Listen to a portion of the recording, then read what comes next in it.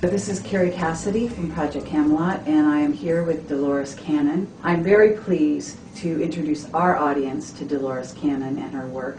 Okay. I have been studying your work for quite some time, read several of your books, and I'm very impressed with your diligence, with the care you take with each and every person that you regress. And I just really want to welcome you here, and thank you very much for taking the time. Thanks for asking me to do this. Sure. So what I'd like you to do is maybe talk a little bit about how you got started doing what you're doing, and then I'd like to launch into, as we mentioned, what you call the three waves who have come here at this time to help the planet. Okay. Well, I am a hypnotherapist. And as that, I'm a counselor, and I do a lot of therapy with people. But I began in hypnosis over 40 years ago. And I was doing it when there was no New Age, nobody knew about reincarnation, there were no such things as past lives, nobody knew anything about it. So I guess I was setting the stage way back then. And I got into it totally by accident. I was doing hypnosis just for habit, stop smoking, lose weight. Nobody else knew of any other way to do it. When we got into reincarnation by accident. And of course there were no books out to tell you what to do or what to expect. So from the beginning, my curiosity has just said, I want to know more. I could have stopped because it was kind of very unexpected. But instead I kept exploring and exploring. And my first book that was written back then was about my beginnings. And I couldn't get it published because nobody knew anything about it. It was way ahead of its time. So now it's come out. So what was that book? What was the title? It's 5 Lives Remembered. Okay. And it was the story of how we began. And in the beginning, I tried to get it published, but there were no New Age publishers. There were no New Age bookstores. And the publishers said, we don't understand it. We don't know anything about it. So I had to put it to the side. But then as I continued my work, and I began doing past life regressions and past life therapy intensely 30 years ago. So that's what I've been doing ever since. And during that time, I began to get more information. And that's when my books began to be published then. But it took many, many years for the rest of the world, I guess, to catch up with what I had already found 40 years ago. So at some point you started to get remembrant people going not just back to past lives, but also talking about coming into the planet from other solar systems, Yes. other experiences as ETs. As I said, 30 years I've been doing the past life regressions. Then 25 years ago, they asked me to become a UFO investigator. Because in Arkansas, where I live, there was nobody who could explore this. There again, it was all new. When you say The they, investigators. MUFON in those days, where they were saying they needed somebody because they were getting people who thought they had had abductions, but they didn't know who to work with. And they brought in psychologists, and they would put the person into trance, get them on board a craft, and then they would say, I don't know what to do, and they would wake the person up and jerk them out of the scene. That's not therapy. Because they're getting into something, but they say, I don't know what to do with this. It's not in the book, so I don't know what questions to ask. So they called me and said, would I be willing to work with it? Because they said, you've been in the bazaar for so long, it shouldn't frighten you. Because I was into the past life regressions, and I was used to the strange and the unusual.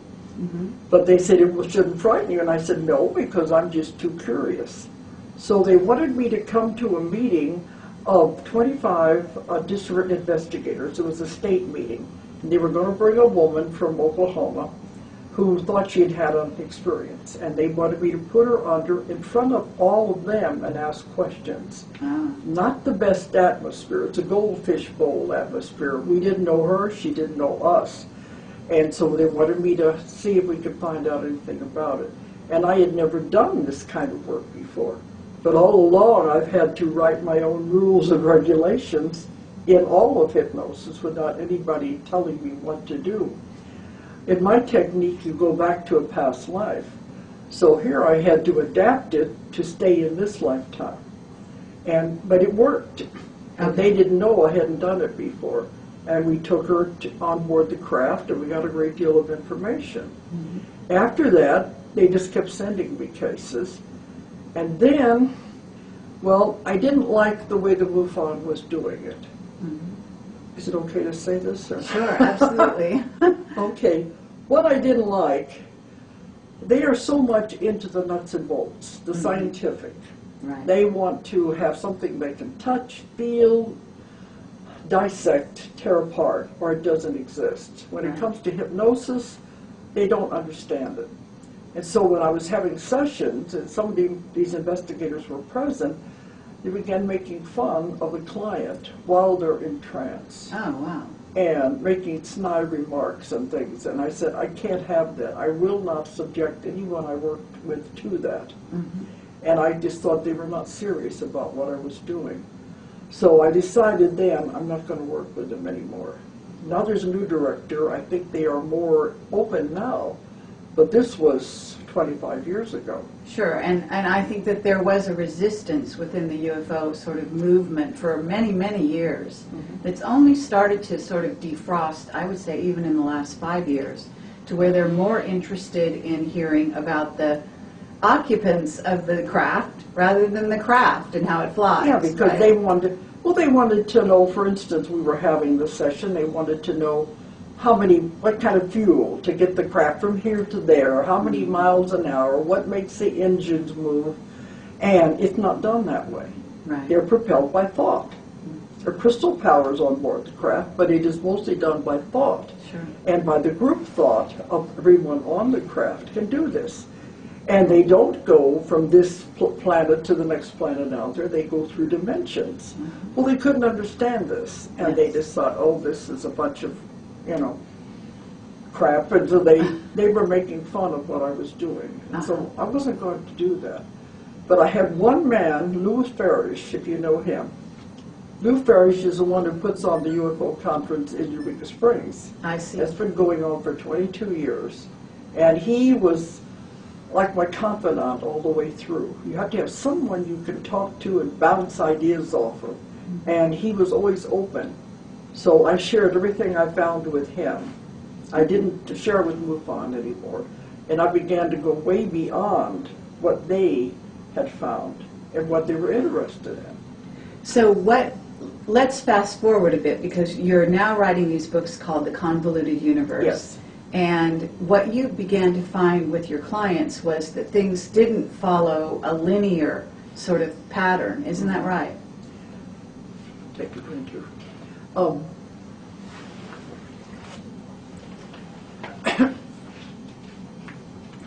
Because in the beginning, it was just taking them on board the craft. My book that I've written about this, my 25 years, is called The Custodians. Because all through my work, I've not seen any negativity. It's always been positive. This is the way I see them, as the custodians of our planets. The first book I wrote on it was The Keepers of the Garden. We are the garden, and they are the gardeners. And I've never found negativity, because I could see why they were doing what they were doing and the reasons for the whole thing. Okay, and when you say they, who are you talking about? The ETs. Okay. And but different descriptions of different groups, because there are many, many, many. But this is what people find strange. I guess your audience will accept it. As I began doing the normal, UFO abduction scenes where they're on board the craft and everything, and they're always full of all this fear and all of that. See, I work in the deepest possible level of trance, which is called the somnambulistic level. Most of the other investigators and the hypnotists work at the light levels. At the light levels, you still have the fear and emotion involved with the experience. But in my method, we take the conscious mind out of the picture altogether. We get into the deep level, and you can find the real answers. And when we're at that level, they don't experience emotion and pain or anything. And this is when things began to get strange.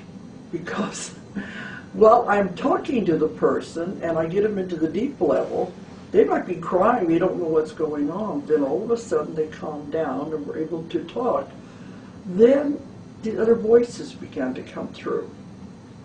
And the first time, the little mechanical voice came in and said, "We are scanning." And it's like, okay, what's going on here? And you could feel a vibration through your body. And then they said, all right, she's the one we're supposed to tell. And they said, why give the information to just anyone? Give it to somebody who will use it. Mm-hmm. And then they said, what do you want to know?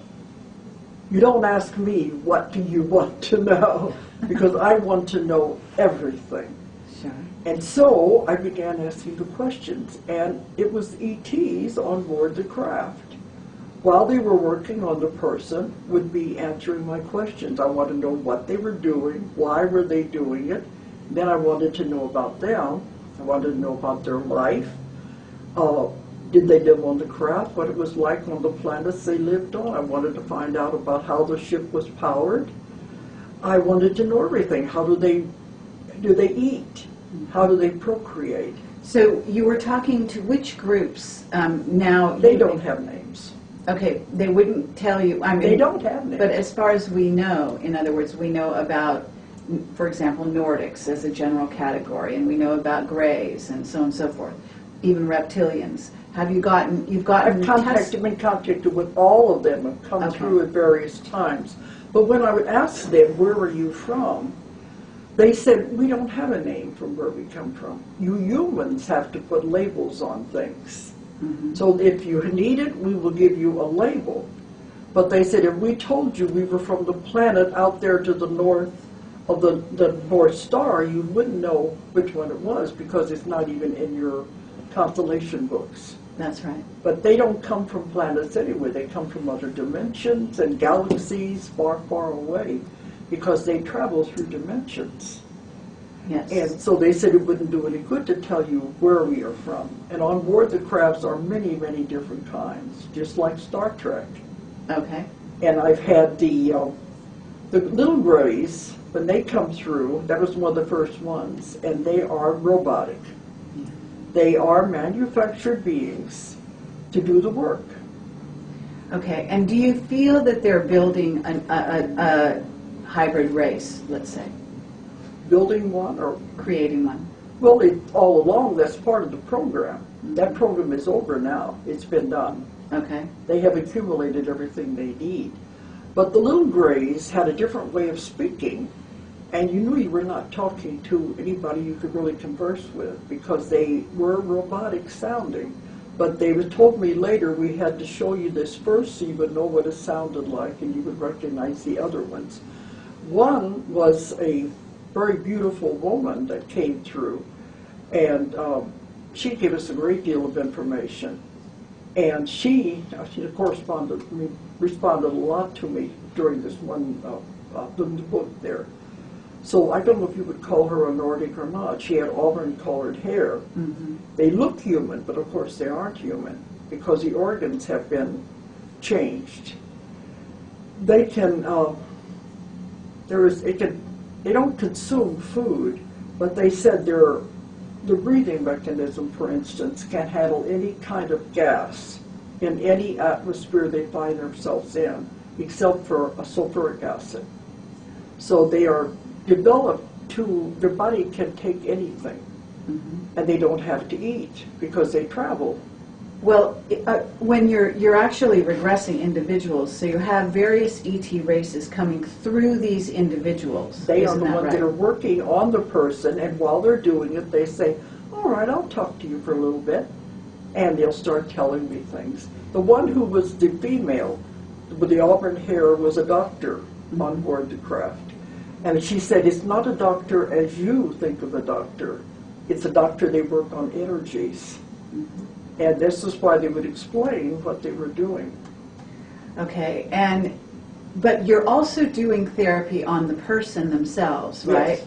And so you're talking to the ETs and you're dealing with the person. So your subject matter has to also relate to that human being that the ET's coming through, isn't that right? Yes, because they will explain what they have done to the person, why they have done it, and then by the time the person wakes up, they'll say, well, if that's what happened, I can live with it. Most of the other therapists work at the emotional level, just only frightening because they don't understand what's really happening. They told me the ideal situation should be that the person never remember anything about the experience because they have been coming since the beginning of the earth, taking care of humans since the beginning of the earth. And they don't want to interfere with the individual's life. We should, because of free will, we should be allowed to just live and experience life as we know it. Not supposed to interfere with it. But they said because the chemistry of the brain has changed, the pollutants in the air, the additives to the food, if the person is on drugs of any kind, recreational or medical drugs, if they are drinking on alcohol, it changes the chemistry of the brain. Mm-hmm. Thus, when the person remembers an experience, they don't remember it all. Usually it's parts of an experience or a dream. They are remembering the experience in a distorted fashion. So it's not correct. And that's why they're scared. They think they've been raped. They think all kinds of horrible things have happened to them. And this is what the ET community, UFO community, they exploit that. They have speakers come and talk about all the horrible things that were done to them. Well, I can have the same person that somebody else has got this horrible story from. I do them, we get a totally different story because we find out what really happened. And it's not at all what they thought it was. Because of the chemistry of the brain filters the experience. That makes a difference. Okay. And perhaps you are also, because you're the receiver, right, on a certain level, so you have a certain openness to accept whatever might come, rather than to preconceive or have a... But see the therapy for the person. Some of them are afraid to go out of their house after they work with other therapists. They're afraid to go anywhere because they're afraid to go to sleep. And when you find out what really happened, that's therapy. And that's what I work with. Okay, but you're working with my lab individuals that have been military abductions. You're familiar with that? I've never done the military abduction. You've never had any exposure with that? In 25 years, I've never had anyone that had anything to do with the military. Other people say they have, but it's interesting that mine have never been that way. Okay. It's always been, they don't like the word abductions. They prefer to call it visitations. It's always been people that had problems, and they had partial memories, and they knew something had happened. They had missing time, and condensed time is much more exciting than missing time. Okay, so let's talk about the future of the Earth and what kind of waves have been coming, because there have been, there are people on the planet, as you mentioned in your lecture, and I think a lot of people can go online and get other lectures that you've done and so on and so forth. But why don't we talk about the waves and then what's coming in the future? Because I have found everything from how the Earth was created to how they began life, and they did begin life and start us. And they've watched over us all the time, all the way through. But it's interesting that I've never found the military abductions. Yes. The military might be involved, but I haven't worked with those kind of people. But let's go back a minute. You were talking about the different races. I've had many different ones come through. Some of them you wouldn't even recognize. They're not any pictures you've ever seen. But they're able to communicate because it's mind to mind, but they speak through the person I'm working with. Sure. And I have information that I can tell you that you wouldn't believe, but you want to focus on this other. Well, okay, we'll be happy to hear some of the information I wouldn't believe, if that's what you think. Well, whatever, I don't know where you want to go. Yeah, well, I'd like you to talk about, because you started off, you kind of ended your lecture yesterday, basically with the 3 waves, and then the future of the planet, and then we can kind of go back to some other things after that. There's one part, can I say it before I forget it? Sure. Because I had one that was on a craft that happened off the California coast, and she was taken out, the car and all was taken up into the craft. And she had no memory of any of this. But when the person, the ET came through, was explaining what was happening while they were working on her, he was saying that with their minds, the big eyes they have, and I was wondering how they see. He said, from where I am now, they were in the craft over the highway. He said, we can see all the way out to the ocean. We can see all the way back into the mountains. We can see all the way down either side of the highway. And we can see all the people in the little boats and all the people in the cars on the highway and all the people in the houses all at the same time. That's how they perceive. Mm-hmm. Wonderful. It's not at all the way we would think it. That's right. And they see what they're thinking. And when they were with the person, the little grays were all crowded around her giggling, and they said, you know what they're looking at? I said, no. They said, they're watching all of the veins, how the blood is flowing through the veins. They could see inside of her, and how all the little things were working with the brain, and the fluids were operating in the body. They could see all of that by just looking inside the person's body. It's not at all what you think it is. I understand. That's the kind of thing I find fascinating anyway. Uh-huh. Okay. But with the three waves, you've got to understand that they created life on Earth. I understand They that. have been taking care of us since the beginning of time. Therefore, they monitor everything that we do. They watch us constantly because we are part of the records that go into the history book. In the council, they have histories of every planet. Everything that happens is in the history book. So they have been monitoring everything that happens on Earth all that time.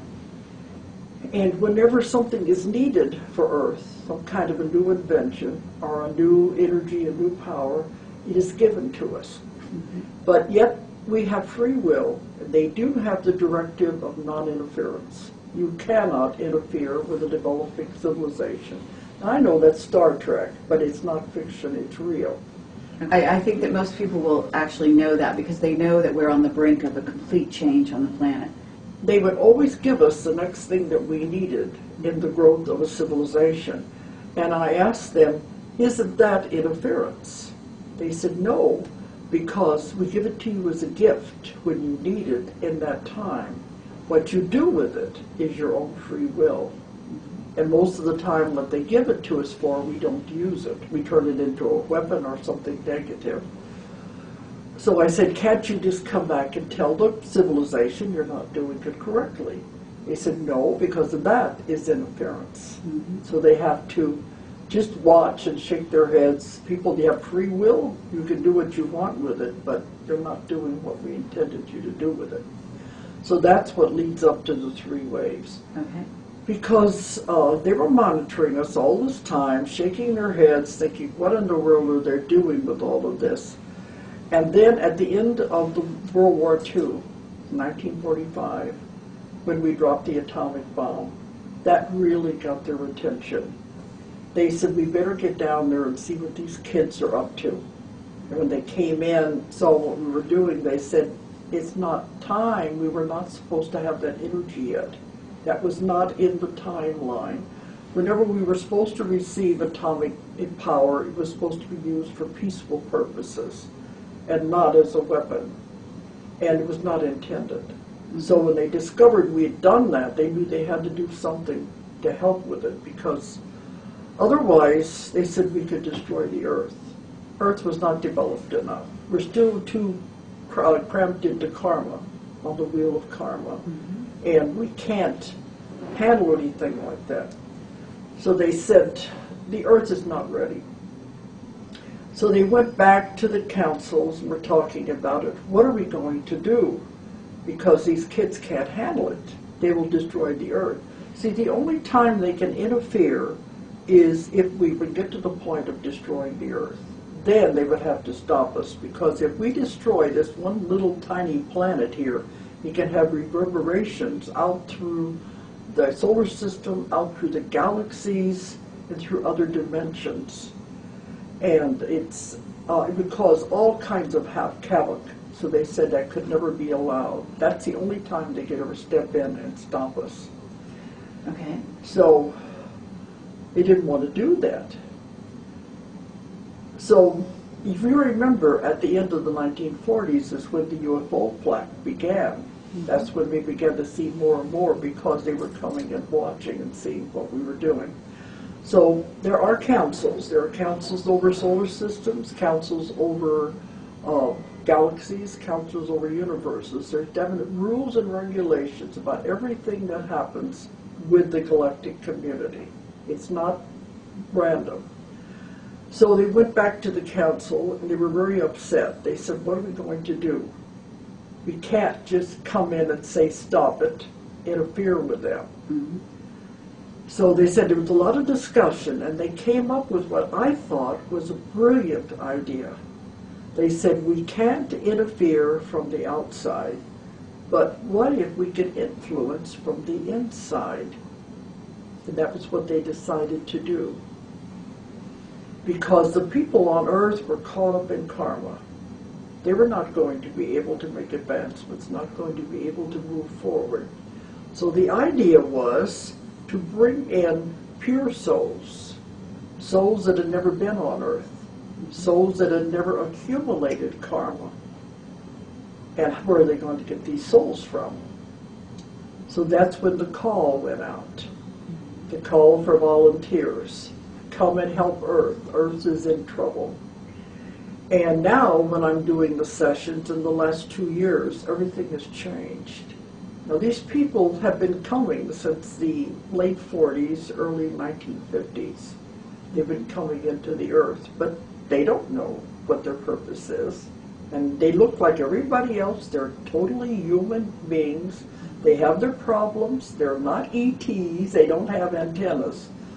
But they have ET souls. That's the difference. That's what people have a hard time understanding. Because your soul, you know, is not just in a human body. It can travel. We evolved in ETs. We've all lived in other dimensions. Mm-hmm. And we just continue going from body to body. That's So that's what people don't understand. It's not just life on Earth. So the call went out for volunteers to come and help the Earth. Earth is in trouble. So now when I'm doing the sessions, it used to be they would always go into a past life, and we would find the answers to their problems in the past life. Mm-hmm. Now the only time they go into a past life is if they have karma to be repaid and problems to work out with their families. But instead, I'm getting people who go back to the source, which is God, mm-hmm. and have never been on Earth before. They never left God.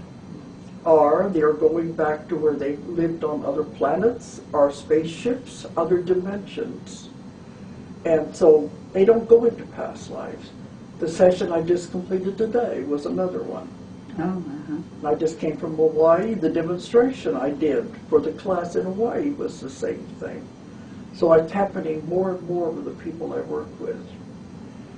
And for instance, well, I talk about the ones that come from God.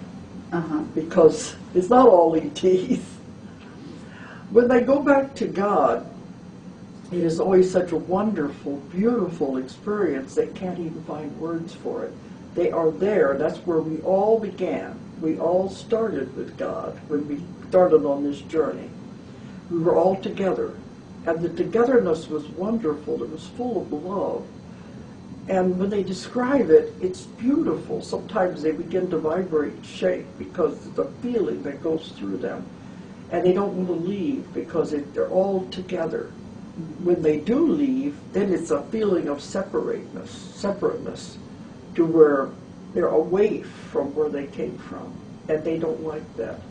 So that's where we eventually will all go back to, is where we began, with God. But these are beings that had never been in a body anywhere. They were pure souls that had never left God.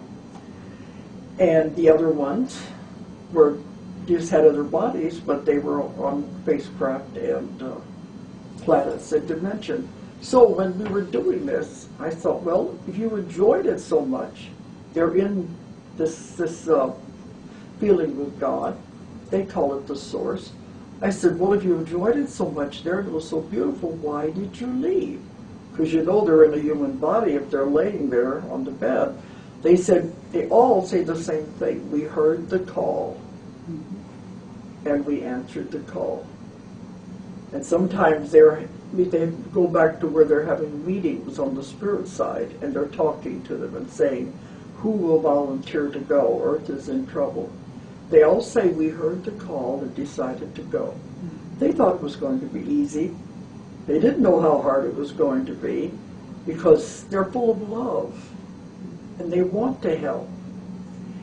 But then when I take them through the birth experience and they're coming in here, they say, what was I thinking of? This is the densest, most heaviest planet there is. The energy is extremely heavy and dense. Now they're coming from those types of places. They come into a body and it's like pulling them down and driving them down, and they don't like it. Okay. So as soon as they're in the body, they said, what was I thinking of? I want to go back. I don't like this. But then it's too late. They've made the commitment. But what people don't understand is once you enter the body in any life, even the ones from for past lives, as soon as you enter the body, you forget, because that's the way it's supposed to work. It doesn't make sense to me, but they say it does. Because when you come in, the blinders come down.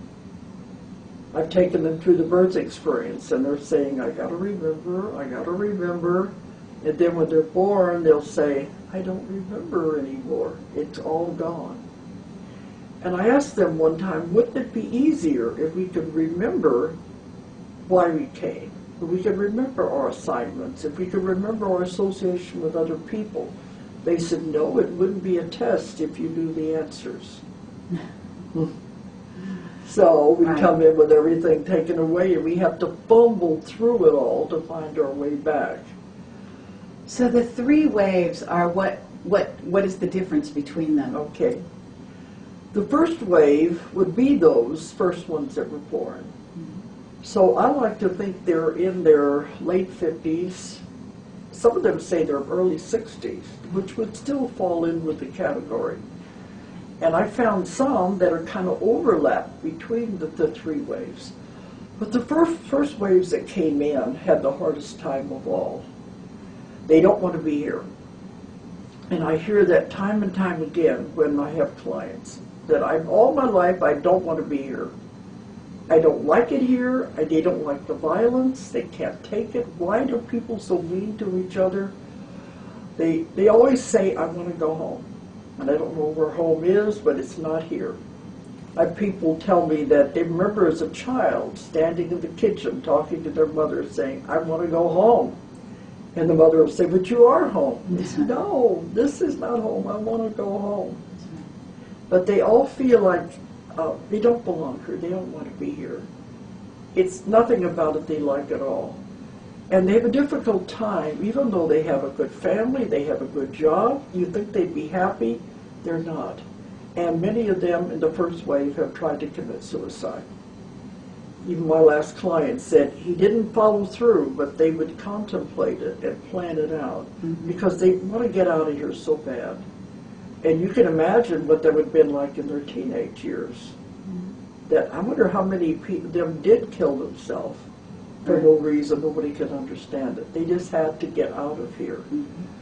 But they come that far. But of course, suicide's never the answer. But those people have had a very hard time. But when I've worked with them, then they say, all right, I don't want to be here. I don't like it. But I'm going to stay because now they know what their assignment is and they have to do it. Now these people in all the first and second waves are come in with what is called a sheath or a coating over them, their soul, so they will not accumulate karma. Because that's the idea. Come in with no karma and don't accumulate any, because if you accumulate, you're going to have to come back again. So it's more or less like it bounces off of you. Because they said karma is like sticky flypaper. You get into it, and you're caught in it. That's what it feels like. So you're saying the second wave also had the same kind of thing about their coming in. In other words, that karma would not stick to them. Yes. But what's the difference again then between the second and the Okay, first? the first wave, I say, are in that age group, maybe 50s now. Right. And the second one are younger, like late 40s, 30s, but they had an easier time of it. They came in, they don't feel as alienated as the first group did. They are what are called channels, are antennas of energy. They are here just to be. They don't have to do anything.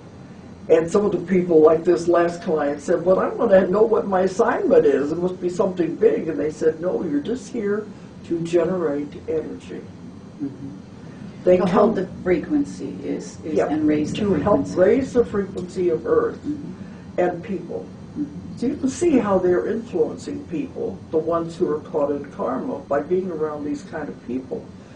But they generate the energy, comes through them. And they say they can walk through a mall of people and affect everyone that they come in contact with. It's the energy just emanates out of them and also goes into the earth. So they are doing a valuable service. But many of these people in the second wave, some don't get married. Even the first wave don't get married because they don't feel right. Sometimes they'll try it to fit in, but it's never the way it should be. They don't feel comfortable with it. But so I believe you also said that was it the first wave or the second wave that doesn't have kids? A lot of them don't want children because they realize on this other level, none of this is conscious, they realize that on this other level, having children creates karma. And they don't want that. They want to get in here, do their job, and get out. Go home. Go back to where they belong. They don't want to be stuck here.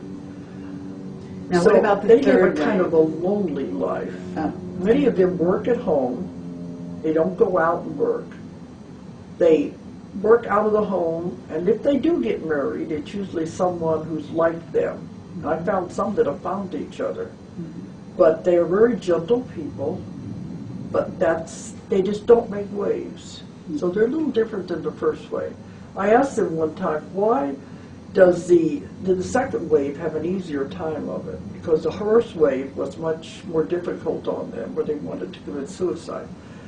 They said someone had to be the pioneers to set the way, to blaze the trail. Then the other ones followed, the second wave followed, and they had it a little easier. So that was the difference. And what about the third wave? The third wave are the new children that are coming in. Now, all the DNA in our bodies is being changed at this time because we have to be able to adapt to the changing of the frequencies and the vibrations of the earth as it changes. So our DNA is being changed to adapt to it.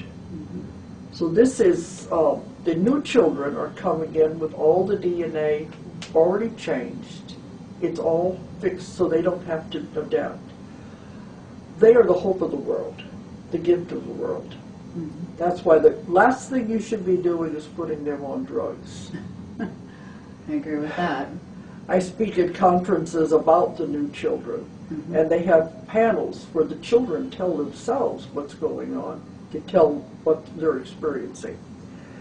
The reason why they're considered disruptive is because they're bored. They come in, they learn things very fast, they know more than you think they know, and yet they're treated like children, like they don't know. Because they said, in a class, the teacher will ask them the answer to a question, and they'll tell them the answer to the question. And they'll say, how did you find that answer, especially in math? They say, I know it. That's not good enough for the teacher. Sure. And so a lot of these people just know the information. And then they say it gets so boring because the teachers have repeating. They said, I got it the first time, but yet they keep going over and over with the class. So that's why they get disruptive. They're bored.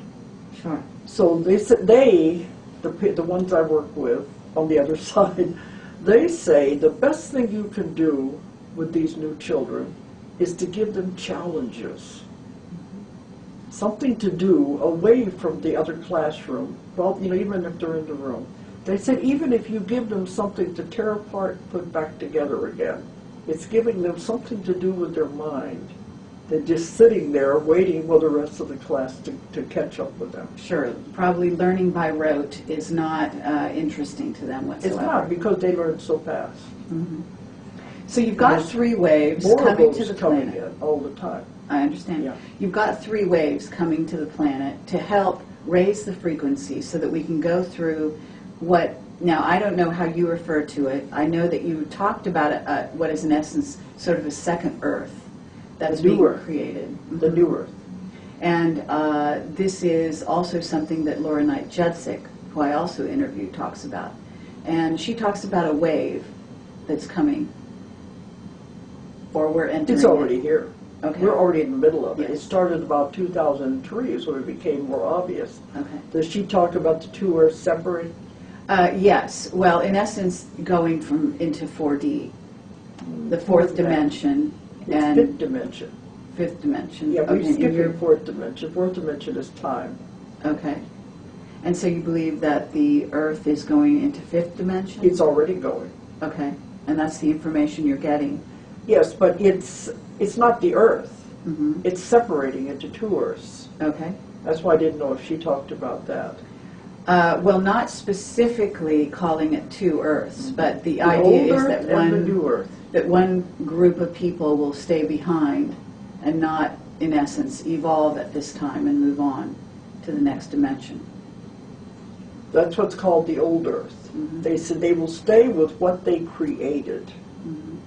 And that's all the turmoil and the violence and the wars and the catastrophes that are going on. That's the old Earth.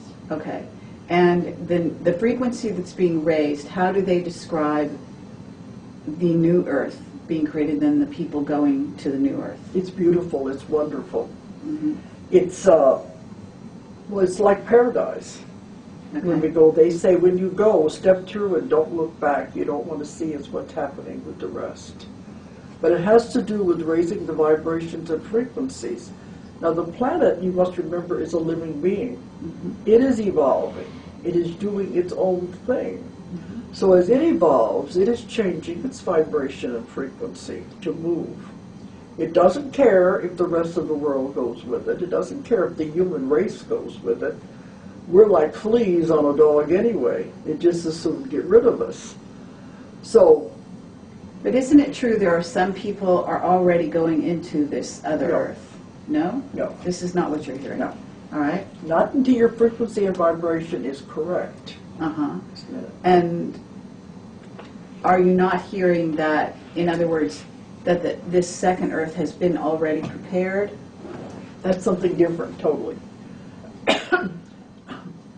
In the custodians, we talk about the ETs have prepared another planet. That's a separate thing. I see. The other planet that's being prepared is in case we were stupid enough to destroy the world. The human race must not perish. And they would take some there to keep the human race going. And a lot of these are the cloning that's been going on to keep the race going. Okay. That's a different thing. Hmm. They said you can call it what you want when you get there. It's like a new Eden. That's another planet that's being prepared. They said it'll be similar to Earth, but not exactly the same. Okay. And this new Earth that you're talking about is another concept. This is the vibrations of this Earth moving into another dimension. Okay. So it's not that's a totally separate one. we're talking about, in essence, 2 dimensions, both people residing on one dimension and the other dimension, and that they're actually occupying in perhaps the same space. You mean the 2 Earths? Mm-hmm. No, because once they separate, they can't occupy the same space. Okay. Now they are. That's why people can't go yet, because it's not ready. The vibrations haven't completed. Okay. So you're talking about a group change. But until the vibration and frequencies match, Mm-hmm. it can't happen. That's Okay. why it's happening gradually. They said the human body is going to go. Our frequencies and vibrations have to raise to match those of the planet Mm-hmm. as you go. To change the vibration of the human body quickly would destroy the human body. It couldn't handle it. So it's been doing it gradually. This started about 2003 is when it began to be obvious something was going on. A gradual progression, and they will change the vibrations and frequencies up a little notch until you adapt to that. This can take several months, and there will be definite physical symptoms as this occurs. Then it will even out, and then it will go up another notch. So it's a gradual process. But now it seems like it's not affecting the human body as much because we're gradually adapting to it. The older people are having the hardest time adjusting. The young ones are coming in already adjusted. It's the ones in the middle that are having trouble. But those that can't handle the change will just leave the planet. Okay. They'll make a transition, they'll die, in other words. But they said that's okay. That's why so many are leaving all at once. It's all right to do that because they are not ready to handle the vibrations and the frequencies. But as the body adapts, as you move through this, then we will all move together. That's when the separation occurs, when it reaches that point. And have they given you a year or a time for that?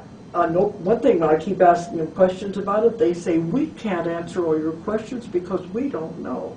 This is the first time in the history of the universe this has ever happened. So we don't really know what's going to happen. So they said, it's the biggest show on Earth. All the ETs, everyone is watching. They want to see if we can pull it off. But let me give an example that, I don't know if you know Annie Kirkwood. She wrote Mary's Message to the World. And we used to do panels together.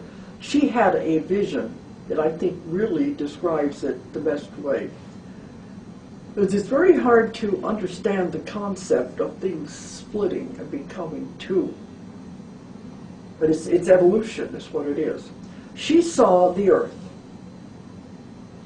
And then she saw it begin to pull apart like a cell does when it divides. And as it began to pull apart, she saw it break apart into two Earths. One was the new and one was the old. And over here, she heard them saying, we did it, we did it, we did it.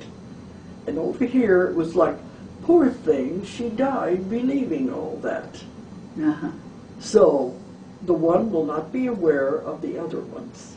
It's like in the Bible, in the book of Revelations, when they talk about the new heaven and the new earth, one is left and one is taken. It's that concept. I understand. Okay. So the old earth are the negativity, the ones who are steeped in negativity and karma. Their vibrations cannot change fast enough for them to go. But they said it's okay. They're where they're supposed to be.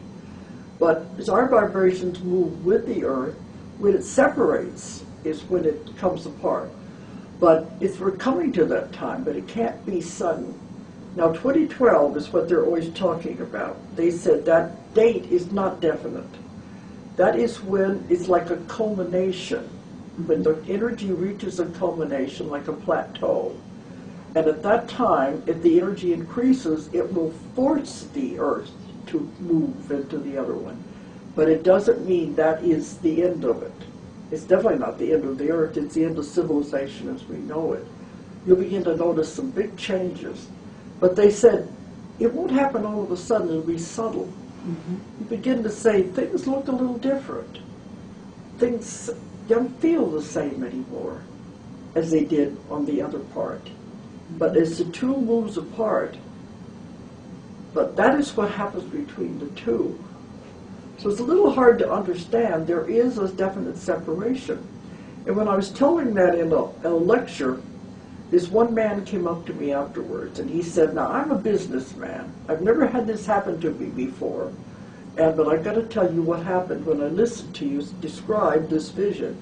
He said, all of a sudden the auditorium disappeared. I was out in space. And I saw it just exactly the way you said. So he said, I'm going to go home and make a computer drawing of what you said, and I'll send it to you. Just don't tell anyone where you got it. And I put it in my book. We have the color one at home. Okay. And the new earth is slightly over the old earth, and it's glowing, where the old earth is different. And it's hard for people to get the concept of the idea. but they're definitely two separate things.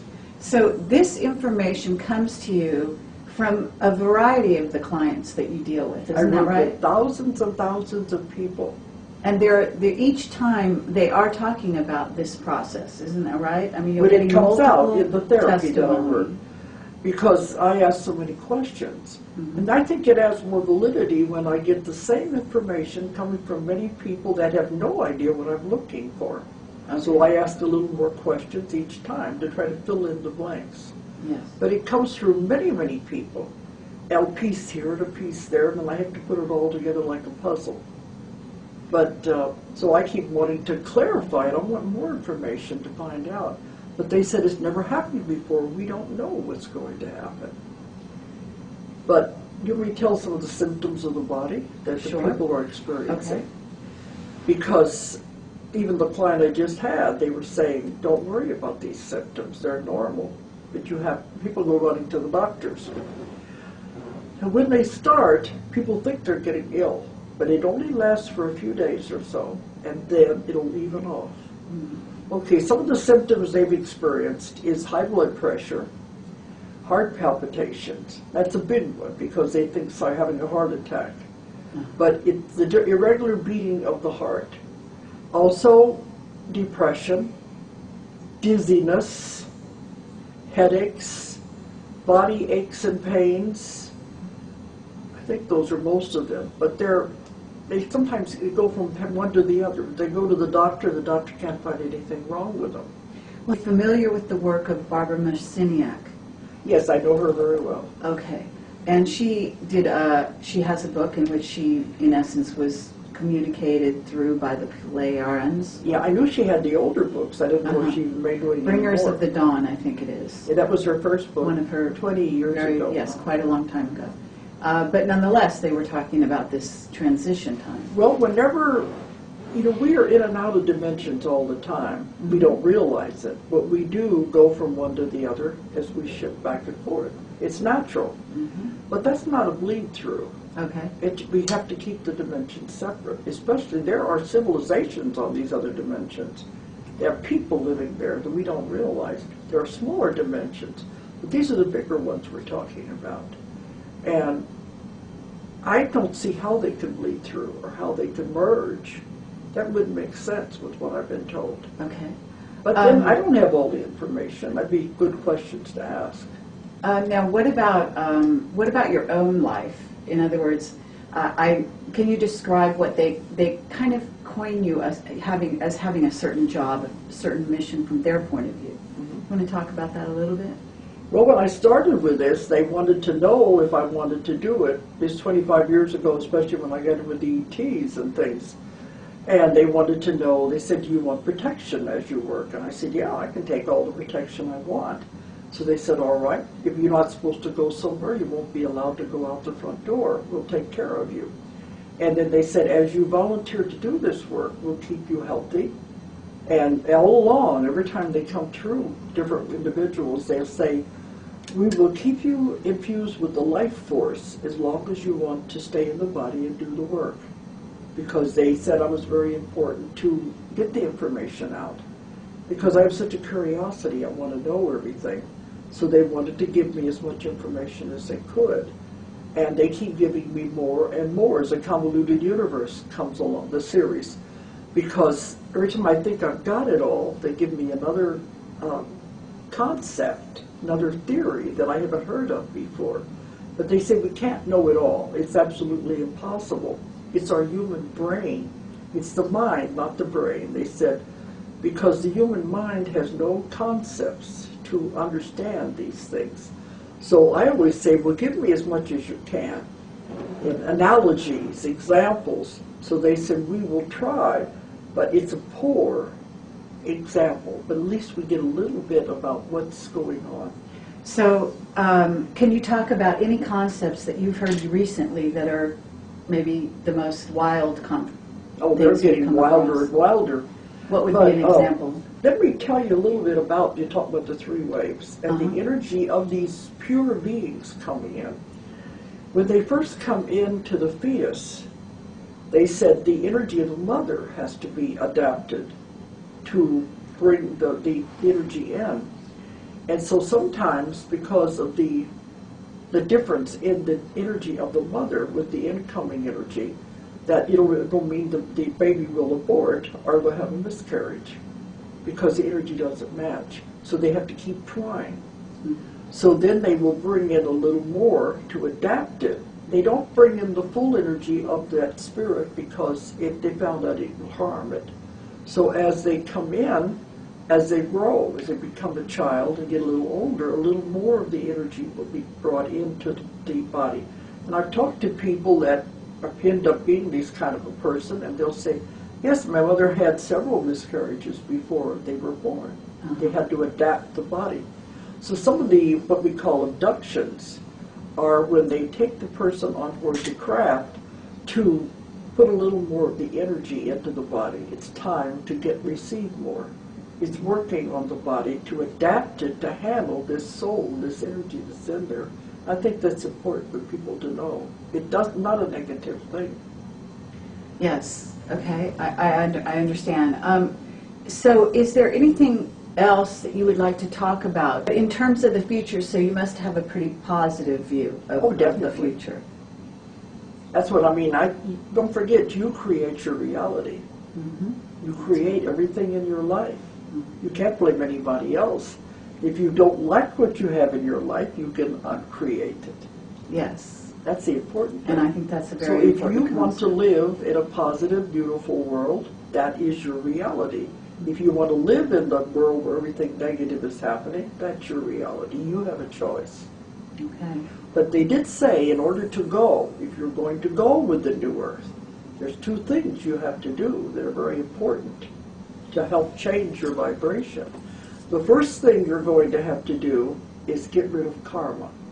Karma is what holds you to the old earth. You've got to get rid of the karma out of your life. Well, that means you're going to have to forgive and release it and let it go. It doesn't matter if you came from a bad home where your parents treated you horribly. Let it go. It doesn't matter if you've had a bad husband. Let it go and release it. Okay, we're off. This project was very important. They didn't know if it was going to work or not. But now they said, with the critical mass, that was the idea, get enough new souls in here to create a critical mass to swing the odds. They think now we've done it. We've got enough people here, the new souls coming in, the new children, that we can do it. We can pull it off and we can save the earth. And that's why we're going to move on. But now these ones are definitely going to go because this is what they came in to do. The rest of us, if we want to go with them, we have to get rid of the karma, because the karma is what holds you to the old earth. And we want to get away from the old earth. You don't want to stay with all the negativity and the catastrophes. So you want to move away from that. You have to get rid of the karma. It just holds you. Karma is a law. You have to do it. You have to goes around, comes around. You have to come back again and complete it again if you don't do it now. Mm-hmm. So in order to get rid of the karma, you've got to forgive. It doesn't matter if you had a bad life. It doesn't matter if you had parents that treated you badly. You learned the lesson. It doesn't matter if you have a horrible husband. You've got to let it go. You've got to release it. The way to do it is release it and forgive them and let it go. And they say, how can I forgive them? You don't know what they did to me. But you have to do it if you want to move into the new earth. So you have to do this, even if they have died. You do it on a mental level. I forgive you, I release you, I let you go. Then you have to forgive yourself, which is also not easy. Those two very important things. You have to get rid of the karma if you're going to go. Then you have to get rid of fear. Fear will hold you back. It will hold you to the new earth, the old earth. That's why they said you have to look at things with a different eye. So you don't buy into the fear. The government, the church, everything is controlled by fear. Think for yourself. Ask lots and lots of questions. Then make up your own mind. Don't give your power away to anyone. Okay, well, those are wise words, and I That's what they appreciate wanted that. us to know. If you're going to go, you have to get rid of those two things to change yourself, to move. Well, that makes perfect sense. Is there anything else that perhaps they've told you, or that you think maybe in other interviews that you haven't had a chance to really reveal that you would like to? They've told me so much, that's the thing. I understand. Because that's what it is, it's taking your baby steps to get into this. Mm-hmm. Because when they started out with me 30 years ago, they said it was like spoon feeding. They can't give you the whole thing at one time. Uh-huh. They said it's just like a baby. You don't give a baby a 3-course meal. Sure. You start out giving a baby milk, cereal, crushed vegetables. You don't give a baby a steak. So you can only give it what you can handle at any certain time. What about the what we call the powers that be? Have they talked to you about the powers that be and how they will make the transition or not make the You transition? mean the government? Yes, the government, people that have actually done, had an agenda on the planet, imprisoned people, basically They've used created karma. and abused people. They've Exactly. created karma, so what do you think they're going to do? Okay, well, I just wondered if they had been more specific in regard to some of these people. They've talked a Especially- lot about those, because that's what they said, don't buy into it. Mm-hmm. Don't listen to what they're saying. They're trying to create fear. Sure. They're trying to get rid of the population because they can control you as long as it's a certain number, but it's gotten so big they can't control the people anymore. The idea is to get rid of the population and tone it down. And a lot of that is done with what they're doing now. The wars and the food, and definitely this whole crazy swine flu thing. Mm-hmm. Even the doctors have told me, do not take those shots under any circumstances because you don't know what's in them. But those people are creating fear. When you create fear, you create a great deal of karma. And they create a great deal of karma with what they're doing, so they are definitely not going to go. Okay. So they're not going to be happy about the whole thing. But Is- they did say Obama is a late bringer. Did they? Okay. He's got a big job cut out for him. Uh-huh. But that he's not one of the others, so that's important. Sure. He's here at a very important time.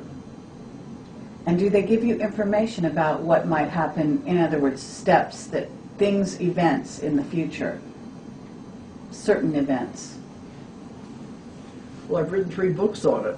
on the planet? Yes, on the Conversations with Nostradamus, where we interpreted all of the 1,000 quatrains of prophecies. Oh, okay, and I haven't read that book. So It's does that, 3 books. was it accurate, the information Oh, it's you got? extremely accurate. You It's the felt? most accurate interpretation there's ever been.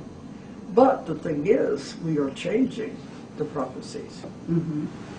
Because he said, even in the books, if I tell you the most horrible things you can do to each other, will you do something to stop it? Because that's the idea. If you tell someone the future, they can make changes.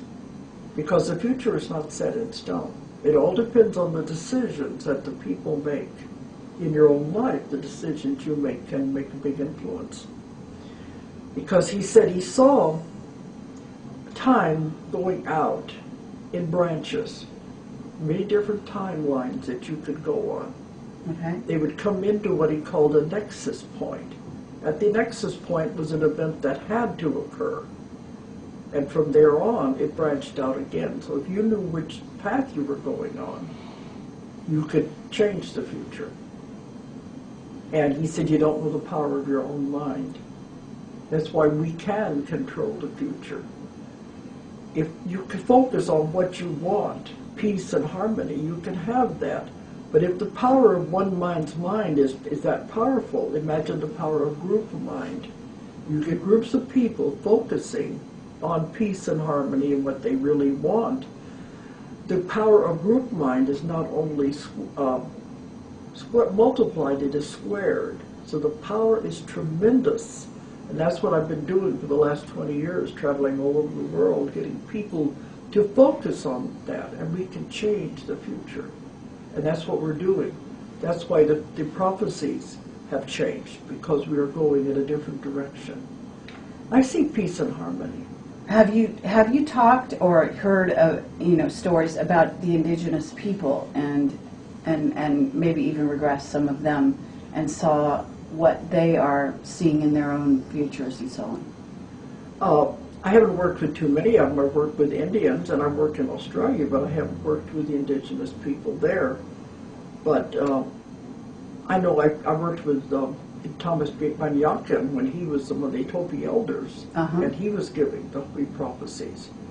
And I think what they see is very accurate. Okay. But we can change the future.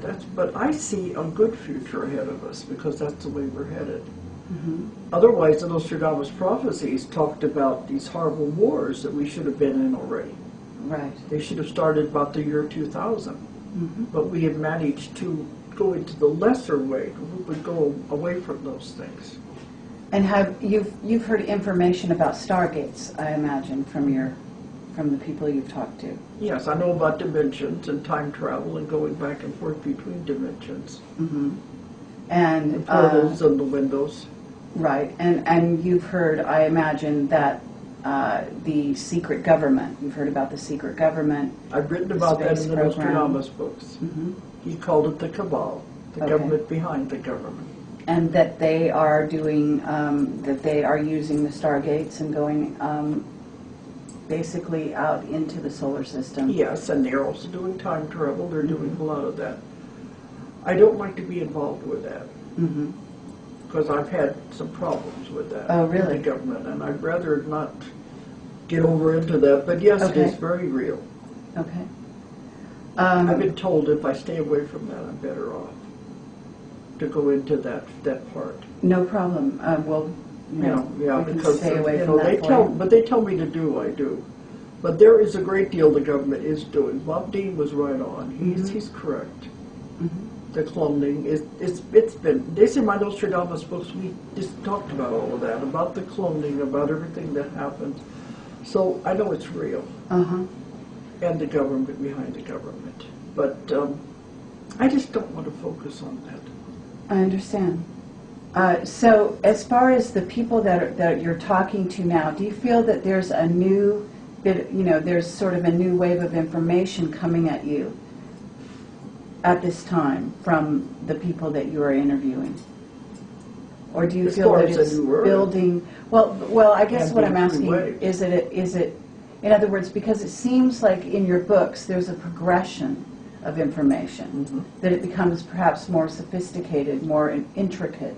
Yes. And I was just wondering if you're coming across some new things now that you maybe definitely. haven't A lot of new across in the things past. in metaphysics. Okay. There's so much. But that's why it'd be very difficult for some people to understand. You're talking about dimensions. And what about simultaneous lives? yes, I mean, I do a lot of that. Uh-huh. That's what I was talking about. See, you don't realize you don't just have one soul that comes into this body. You have a soul. But in order to experience many of the experiences at one time, it don't just come into one body. They said it's like it splinters. Goes into facets and splinters. And when it does that, it is experiencing many lives at the same time. This means all your past lives, your present lives, and future possibilities. These are simultaneous lives. And so at times, we do tap into some of those when I'm doing the sessions. But you're not to know about those things because it would be too confusing for you. If you knew all the other parts of you, what they were doing and what they were experiencing, you would go crazy. You couldn't handle it. So they said you focus on this life right now, what you're doing right here. That's the most important thing for this facet right now. Okay, and what about the idea of twin flames or soulmates? Do you get information on that? If you want to go there, but it's not important. It really isn't. You have people that you've had past lives with, that you will come back with again, that you resonate with, and you make contracts with these people. Let's go back and do it again through many, many lifetimes. But they say you'd be much better off if you never found your soulmate. Because you'd be so happy and content, you wouldn't do your work you came in to do. Okay. But that a soulmate is just someone that you resonate with. But you'd be better off not to. You have a job to do. So, people come to me all the time, I want to meet my soulmate. Mm-hmm. And they're told you're better off, just live your life, do what you're here to do. Okay. It's a nice theory. Okay. Can we talk a little bit about the healing that you're doing right now? Yes, that is very important. Okay. Because when I was doing the past life regressions, we were finding out a lot of information because we found the cause of a lot of their problems went back to past lives. Mm-hmm. But then as I was working with it, I came into contact with what I call this great power that I work with. That's the one that gives me all the information that I write about. The ETs came in during that one time, but then this other one is the one I work with now. I see. I call it the subconscious, but it's not the subconscious the way it's defined by the psychiatrist. That's a childish part of your mind. Mm-hmm. This, you might say, is the oversoul, the higher self, the higher consciousness. It is so big and so huge, it has the answers to everything. Why not work with something like that? Mm-hmm. And I had to have a name for it, so I called it the subconscious. They say, we don't care what you call us, we'll work with you. And it's a beautiful, wonderful energy.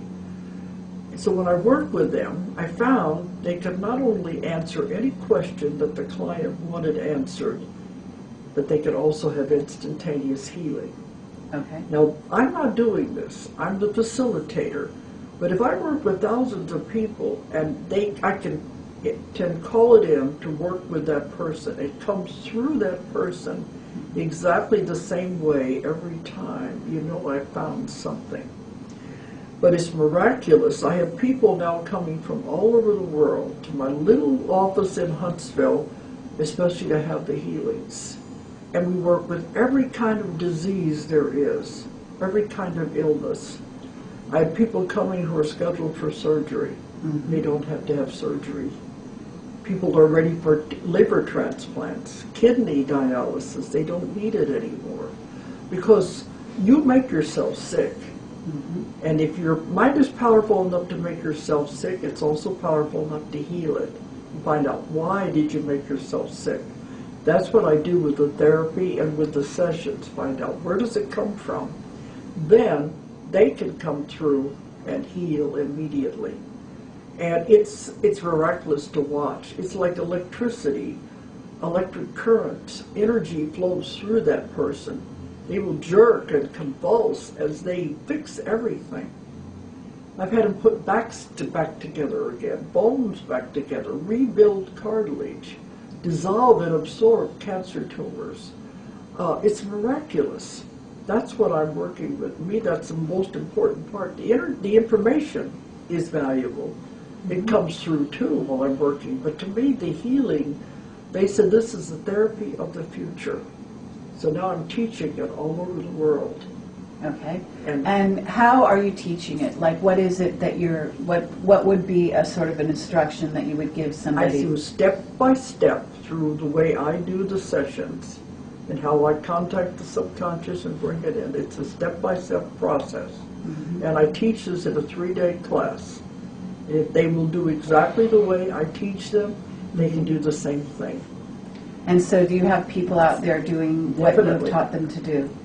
We have people, so we have a website that is a support group. And they will interact and tell us what they are doing. And if they're having problems, we can help them with it.